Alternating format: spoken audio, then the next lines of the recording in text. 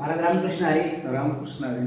आज आपल्या या ठिकाणी आळंदी येथे आपल्या निवासस्थानी हरिभक्त परायण आदरणीय किसनजी महाराज गायकवाड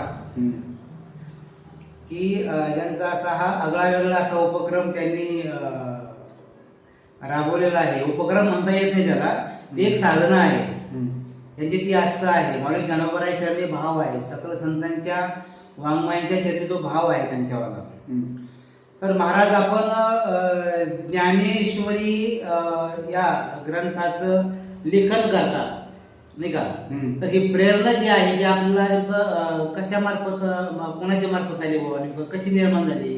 आमचे चुलत बंधू गुलाब गायकवाड तात्या यांनी पहिली लिहायला चालू केले. तो म्हणला की मी अरे ज्ञानेश्वरी लिहितोय. त्यांनी मला एक दिवस त्याच्या घरी बोलवलं. घरी बोलवल्यानंतर मग ते पाहिलं मी. पण तो फक्त श्लोक लिहित होता. श्लोकाने हे लिहित होता. त्यांनी मराठी अनुवाद वगैरे काय लिहिणार. मी घरी आला त्यांनी मला म्हणला की तुला वही घेऊन एक माणूस येणार आहे.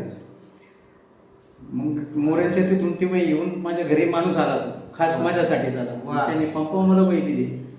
मला ही वही आणि आनंदीत आलो. ज्ञानेश्वरीची मोठी प्रत घेतली. मराठी अनुवाद असेल बरोबर. आणि पहिल्या याच्यापासून लिहायला चालू केली. मी 133 दिवसात लिहून काढले. मराठी अनुवाद असेल 133 दिवसात माझे लिहून झाले. पूर्ण ज्ञानेश्वरी लिहून काढले आपण. पूर्ण ज्ञानेश्वरी 133 दिवसात. वा क्या बात आहे. म्हणजे आणि तारकासहित आहे सगळं. ते की तारकासहित मी चालू कधी केली. मध्ये काही वेळ असा होता की पायवाडीला गेलेलो असो किंवा बाहेर फिरायला ट्रिपला वगैरे गेलेलो असो. हा पिरियड सोडून 133 दिवसात लिहिली. वा वा वा वा क्या बात आहे. आणि तुम्ही तर ज्ञानेश्वरी लिहितच आहात नाही का? हे तर आहेच आहे. कारण असे बहुतेक आहेत साधक की ज्ञानेश्वरी लिहितात, ग्रंथ लिहितात.